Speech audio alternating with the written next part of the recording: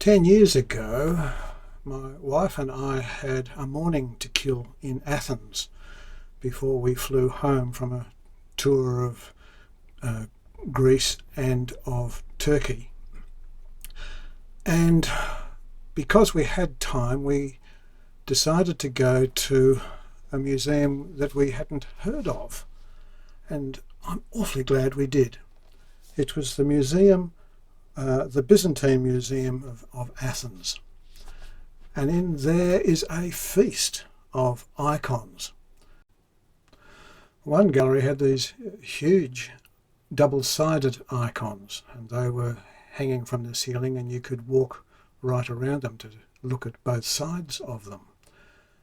They were for parades, so that when they were displayed through the streets, people could see them, different images on both sides.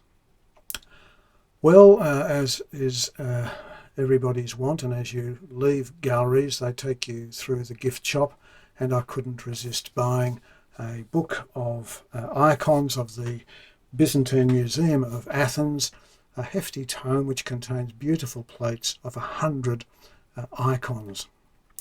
And I'd like to say something about that book in this video. One of the issues that those who have to do with iconography, particularly faithful Orthodox Church members, is that icons' true place is in homes and in churches.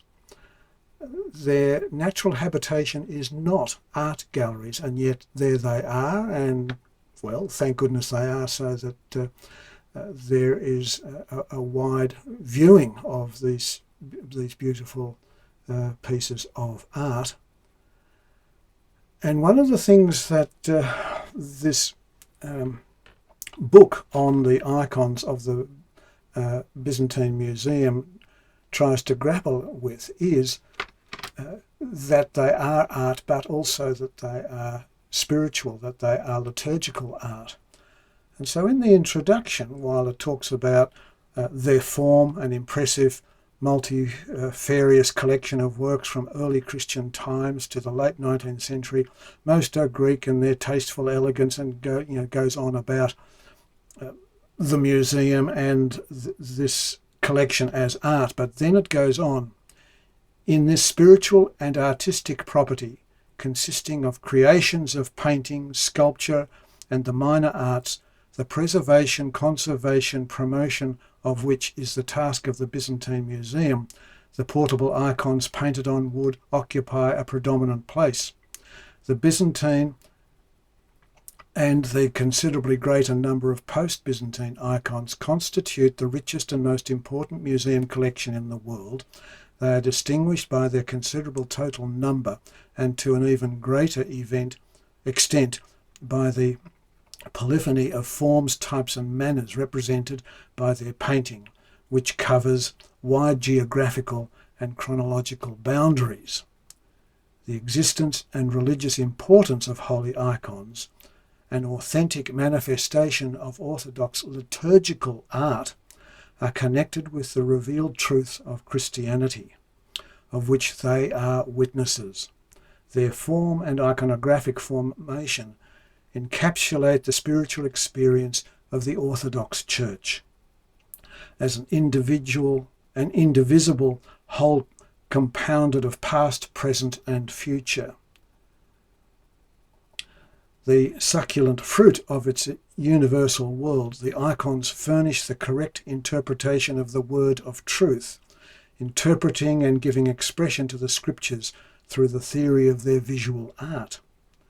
They offer guidance for the spiritual life and summon believers to a mystic communion with the persons depicted, securing redemption for the soul and proffering, by way of the paths of prayer, sight of the transcendental and grace of the divine. Icons of Christ, the Virgin and the saints, the scenes of the story of the divine economy, are accorded honour and veneration. Their iconographic theory is dictated by the rules of church tradition, which serve above all to secure the resemblance of the holy persons depicted with the origins in which worship is transmitted. In parentheses it says, the making of icons is the invention of painters, but the institution and handing on of the approved rules is the work of the Catholic Church. And this refers, Catholic meaning universal, not Roman Catholic.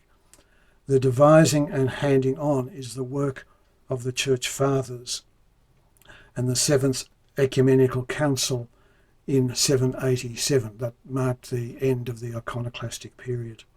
Tradition is enriched by the living experience of the Church, which is also concentrated in the icons, reflecting in their art, styles and harmony the views and ways of life and thought of the pious congregation of their time and place, sensitively weaving their formal and typological complexity with the dignified passion, pulse and power that testify in their inspired aspect to the taste, psychology and thought of time, of people of the time.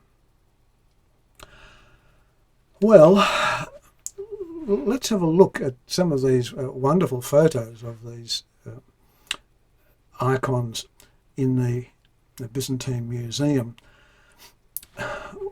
Years ago, when I was travelling in Europe and going to many galleries, I decided, rather than try and look at everything that is in these galleries, that I would focus my attention on certain types of art.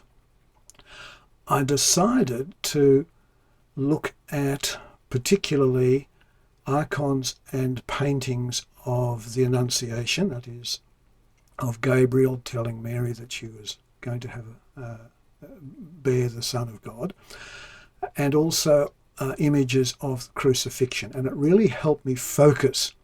So that's what I've done here. Rather than sort of flick through 100, wouldn't that be exciting, 100 photos, I've decided to focus just on images of Christ Pantocrator and in some instances of Christ enthroned.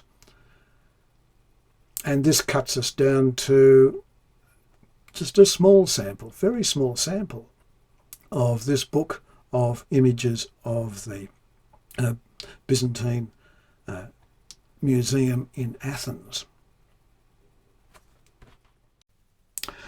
So the first icon of Christ Pantocrator that I have found in this book is from the second half of the 14th century. Some of its characteristics are that there are relief bits of design, like in the halo, and 4 medallions, and the medallions, of course, as is usual with any image of Christ, will have the abbreviation of Jesus Christos, and then the 2 lower medallions, hard to read, but it's probably the word Pantocrator broken up into 2, and that this means Almighty or Ruler of all, and it's probably it's an icon which comes from Thessaloniki, and the book says it may be attributed to a good workshop of the city, and dated perhaps after the middle of the 14th century. Now, on the back of this icon, there is a cross, and this is what the book says about that cross. The foliate cross on the back of the icon was painted at the same period. It has a bold decorative design with blossoming branches springing from the life-giving wood and woven into symmetrical spirals, with the cryptograms at the top, which translated Jesus Christ conquers and Helen found a support of mercy. Its form is similar to that of apotropaic talismanic crosses in the wall paintings of the church of Hagios Nikolaos Orphanos in Thessalonica. So that their first icon is a two-sided icon.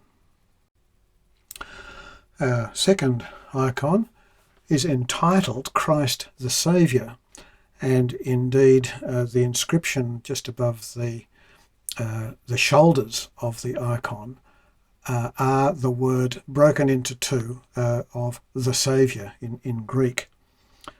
This is a much smaller icon. It measures 28 by 20 centimetres, so that's about the size of an A4 piece of paper. Some of the features that are noteworthy are how typical this icon is of Christ Pantocrator, the hands held in blessing, and the position of the Gospel book with the spine to our right, and also attention being given to the highlights, and they're done in small light paint strokes radiating from the eyes. Notice also it has a kivatos, the frame around the outside.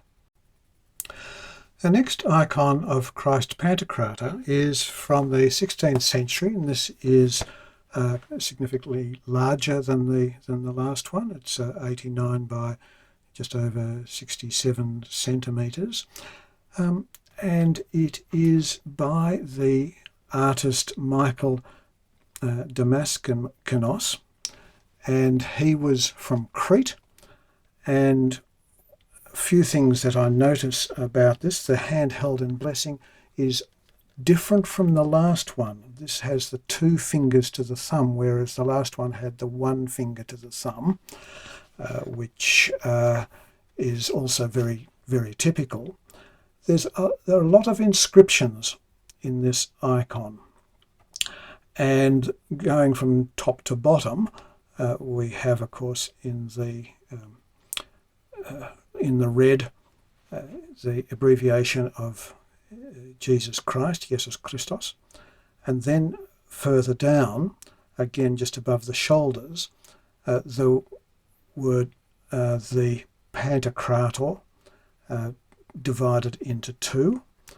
And then in the book, in the Gospel book, there is a quote from Matthew 11, from 28 and 29, "Come unto me all who labour and are heavy laden, and I will give you rest."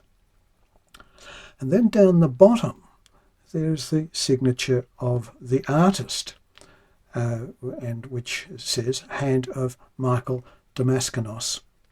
And then across to the right, there is the donor's prayer.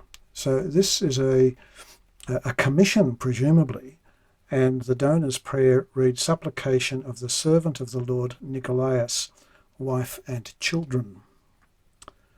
Another thing I notice about this icon is that it does not have a kivatos, that the image goes all the way to the edge.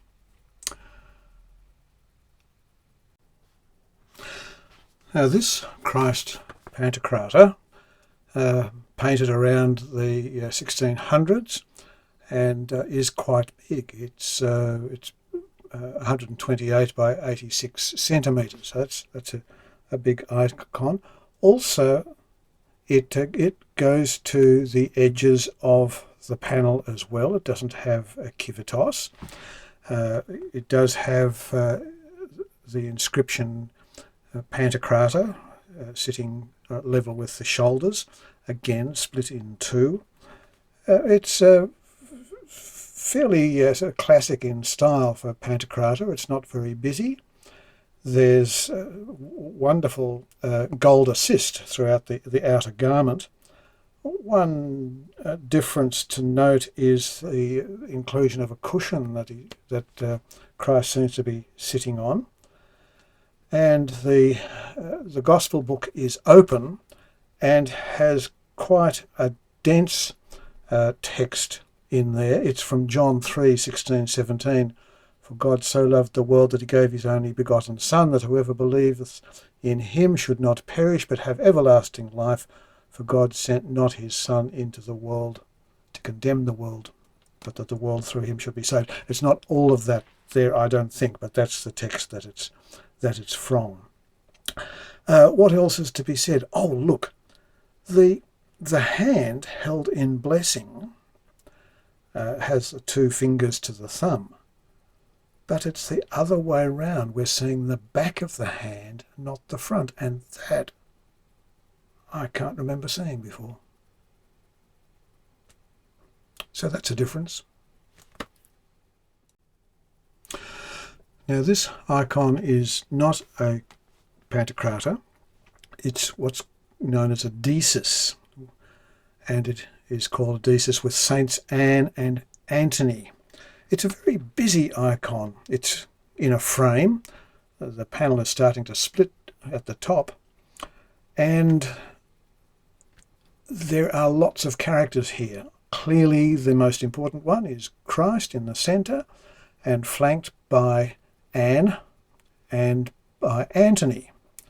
But there can also be seen above Anne the Virgin Mary, the daughter of Anne and mother of Christ, and above Antony, John the Baptist, another desert dweller.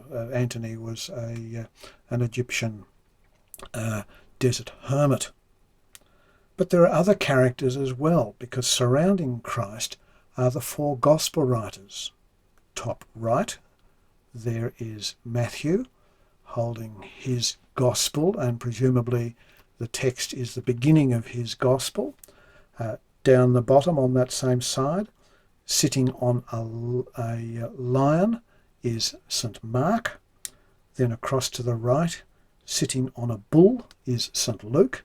And then up to the top, St. John sitting on an eagle. What other texts are there? Well, Christ is holding a gospel, and this is a gospel from Matthew's chapter 11, 28 again. Come unto me all who are weary and are heavy laden. But Antony also has a text in a scroll, and his scroll reads, For I no longer fear the Lord, but love him, for perfect love casts out fear. And that's from 1 John 4:18. It's a very busy icon. Lots going on, but it's still beautiful. Well, again, we have an icon that is not a Pantocrator, but is Christ enthroned. This is our last icon, and we have a lot of information about this because the artist has written his name down the bottom, and also the person who had it painted for him. So down the bottom it says the hand of Emmanuel, the priest, Sarnes, 1664. And then the commissioner was Michael Lupunus, because it says supplication of the servant of God, Michael Lupunus. This is Christ enthroned, and on his throne there are symbols of the gospel writers. The lion of St. Mark, the man or angel of St. Matthew, then over the other side the eagle of St. John, and the bull of St. Luke. Christ's hand is held in blessing with one finger to the thumb, which attempts to look like Iota Sigma Chi Sigma, which is shorthand for Jesus Christ. And then in the Gospel book there is again the text from Matthew 11:28, come to me all who labour and are heavy laden, a suitable text for a supplicant. One of the interesting things I find in this icon is the wear and tear on the knees. Now, clearly Christ has not been getting down to pray on his knees. I think rather that Michael Lupunus and his family, when they come to worship at the icon, touch or kiss the knees of Christ enthroned. So there's just a very brief sample of the icons, the prints in this book, Icons of the Byzantine Museum of Athens. And if ever you are in Athens, make sure you visit the museum. It's a must for all iconographers and everybody else, actually.